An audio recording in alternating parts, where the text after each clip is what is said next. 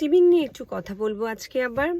So steaming হলো hour লিজার activity, মানে আমরা অবসর সময়ে যা করি, যখন আমরা ফুললি এঙ্গেজ থাকি না তখন আমরা যা করি সেটাই হলো স্টিমিং। আপনার বাচ্চা যদি ভোকালাইজ করে বা রক করে বা স্টিম করে তাহলে বুঝতে হবে যে ওই মুহূর্তে আপনার বাচ্চা একটা ব্রেক টাইমে আছে, এটা তার লিজার অ্যাক্টিভিটি বা সে ফুললি কোনো কাজে ইনভলভড না। সো এইটা আমরা অটিস্টিক বাচ্চার ক্ষেত্রে বেশি দেখি, কারণ অটিস্টিক বাচ্চাদেরকে আমরা কোনো ফাংশনাল বিহেভিয়ার বা ফাংশনাল লেজার অ্যাক্টিভিটি শিখাই না। যে লেজার অ্যাক্টিভিটি বলতে কি বুঝাচ্ছি বা স্টিমিং বলতে কি বুঝাচ্ছি, অ্যাডাল্টদেরও কিন্তু স্টিমিং হয়। আপনি যে রিলসে স্ক্রল করেন এভাবে এভাবে এভাবে এভাবে, দিস ইজ স্টিমিং বিহেভিয়ার।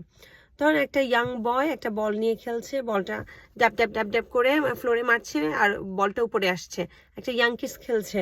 বা ধরেন একটা বাস্কেটবল নিয়ে বাস্কেটবল হুপে ফেলছে আবার ধরছে, হুপে ফেলছে আবার ধরছে। This all steaming behaviour. The difference between আমাদের অটিস্টিক বাচ্চার ভোকালাইজেশন অর রকিং আর ওই বাচ্চাটার বল খেলা, আমাদের বল খেলাটাকে দেখতে অ্যাপ্রোপ্রিয়েট মনে হয়। আর আমাদের বাচ্চাগুলো যখন কোনো ধরনের লেজার স্কিল থাকে না, কোনো প্লে স্কিল থাকে না, তখন যখন তারা এভাবে এভাবে করে সেটা আমাদের কাছে সোশ্যালি অ্যাপ্রোপ্রিয়েট মনে হয় না। That's all, that's the difference. So আবার বলছি, স্টিমিং বিহেভিয়ার আমরা সবাই স্টিমিং বিহেভিয়ার করি, আমাদের সবারই স্টিমিং বিহেভিয়ার আছে। শুধু সমস্যা হলো যে আমাদের অটিস্টিক বাচ্চারা জানে না যে কিভাবে প্রপারলি এটা প্রকাশ করতে হবে। সো ওরা যে রক করে সেটা আমাদের কাছে ইনঅ্যাপ্রোপ্রিয়েট লাগে, বা ওরা যে করে সেটা আমাদের কাছে ইনঅ্যাপ্রোপ্রিয়েট লাগে। সো ফার্স্ট আপনাকে বুঝতে হবে steaming is a normal thing, তারপর আমরা সামনের দিকে আগাবো কিভাবে এটাকে নর্মালাইজ করা যায়। যেমন আমার বাচ্চা, যদি আমি আমার বাচ্চাকে নিয়ে মার্কেটে গেলাম আর সে ফুল টাইম করছে, so it's not socially nice. So আমরা বাচ্চাকে অ্যাপ্রোপ্রিয়েট বিহেভিয়ার শেখাবো বা ওর ব্রেইনটাকে ওই মুহূর্তে এঙ্গেজ রাখার জন্য অন্য কিছু শেখাবো, লেজার স্কিল শেখাবো, প্লে স্কিল শেখাবো, যাতে ওর ব্রেইনটা ওই মুহূর্তে ব্যস্ত থাকে। সেকেন্ড কথা হলো, ইউকে ল অনুযায়ী স্টিমিং ওরা খুব ফোর্সফুলি স্টপ করতে নিষেধ করে। ইউকে বা ইউরোপের কান্ট্রিগুলো কিন্তু অনেক সেন্সিটিভ, ওরা বাচ্চাদের বিষয়গুলো, একটা 18 বছরের বাচ্চা যদি বলে যে না আমি ডায়েট করব না, তাহলে নো ম্যাটার আপনার ওজন ওর যত কিলো, আপনি তাকে ফোর্স করতে পারবেন না। আমাদের দেশের মতো না যে আমরা ফোর্স করে করে জিনিস করাবো। ইউকেতে প্রত্যেকটা ব্যক্তির চাহিদাকে অনেক বেশি গুরুত্ব দেওয়া হয়, ইচ্ছাকে অনেক বেশি গুরুত্ব দেওয়া হয়। যেহেতু এটা সেলফ রেগুলেটরি বিহেভিয়ার, এটা বাচ্চার রেগুলেশনের জন্য দরকার হয়, এটার জন্য ইউকে ল কিছুটা শিথিল। একটা সেলফ স্টিমুলেটরি বিহেভিয়ার রকিং যদি আপনার বর্তমান জীবনে অনেক বেশি ক্ষতি না করে বা আপনার স্বাস্থ্যের জন্য অনেক ক্ষতি না করে, এটাকে তারা ওভাবে ফোর্সফুলি স্টপ করতে নিষেধ করে। ধরেন আপনি এমনভাবে রক করছেন যে আপনার মাথার পিছনে ফেটে যাচ্ছে বা অনেক জোরে পিটছেন, তাহলে তারা এটা স্টপ করতে বলবে।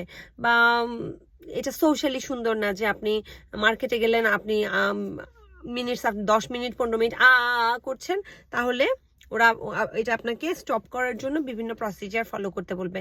কিন্তু এটা যদি 30 সেকেন্ডস হয়, লিমিটেড হয়, যেমন যেটা আমরা নোরার মধ্যে দেখি, ওই ক্ষেত্রে আমরা কোনো ধরনের প্রসিজার ফলো করব না। এবার আসেন, আমি দেখলাম আমরা কিভাবে এটা বন্ধ করব। প্রথম কথা হলো আপনাকে বাচ্চাকে এঙ্গেজিং প্লে স্কিল শেখাতে হবে। আপনাকে খেয়াল করতে হবে আপনি দেখবেন আপনার বাচ্চার সবচেয়ে পছন্দের কাজটা কি, ঠিক আছে, খেলনাটা কি। বা যখন দেখবেন আপনার বাচ্চা স্টিমিং করছে, আপনি যদি ওই ধরনের একটা খেলনা বাচ্চাকে টেবিলে দেন, আপনার বাচ্চার যখন ওটা নিয়ে খেলতে বসবে আর ফুললি তার ব্রেন এঙ্গেজড হবে, সে কিন্তু আর স্টিমিং করবে না। সো আপনি স্টিং বিহেভিয়ারকে রিপ্লেস করতে পারেন একটা proper demand, proper work, proper engagement work দিয়ে। আর যেটা করার পরে আপনি তাকে অনেক বেশি রিইনফোর্সও করবেন, ওকে, যে good job, well done, you did well. So বাচ্চা যখন কোনো কাজে ফুললি এঙ্গেজড থাকবে তখন বাচ্চা স্টিমিং বিহেভিয়ার করবে না। দ্যাটস ওয়াই আমরা ইউকেতে স্টিমিং বিহেভিয়ারটাকে খুব বেশি গুরুত্ব দেই না। বাংলাদেশের মানুষ যেহেতু লেস টলারেন্স, আবার এটা না অফেন্ডেড হয়ে যান আপনারা, কারণ আমাদের সহ্য ক্ষমতা না একটু কম, ঠিক আছে। সেজন্য আমরা দেখা যায় যে রাস্তা মারা বাচ্চা, অটিস্টিক বাচ্চারা রাস্তায় নিয়ে বেরোতে শঙ্কা ফিল করে যে ও করছে, আরেকজন মানুষ দেখে বলতেছে আল্লাহ এই বাচ্চাটা এমন করছে কেন, but this is stimming, just you do it different way, she is doing it different way. আমাদের অ্যাকসেপ্টেন্সের কারণে, আমাদের আন্ডারস্ট্যান্ডিং এর কারণে আমরা স্টিমিং বিহেভিয়ারটাকে অনেক বেশি প্রায়োরিটাইজ করি, বা এটা আমরা যে বাচ্চার ভোকালাইজেশনটাকে ওভাবে আমরা পজিটিভ চোখে দেখি না।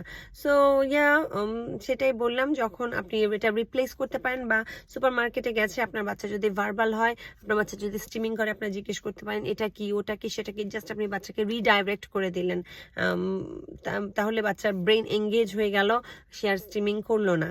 সো এগুলো নিয়ে ইন ফিউচার আরো অনেক কথা বলবো। আমার এই বিয়ে জার্নি শুরু হয়েছে 2019 সালে উইথ মাই ডটার, আর আমি নিজে প্রফেশনালি কাজ করছি 2022 সাল থেকে। সো আমি মাত্র বলবো যে I am a student, very newbie. So আমি যখন আরো শিখবো, আরো কিছু আপনাদের সাথে শেয়ার করব, আপনাদেরকে হেল্প করার চেষ্টা করব। That's all for today, bye bye.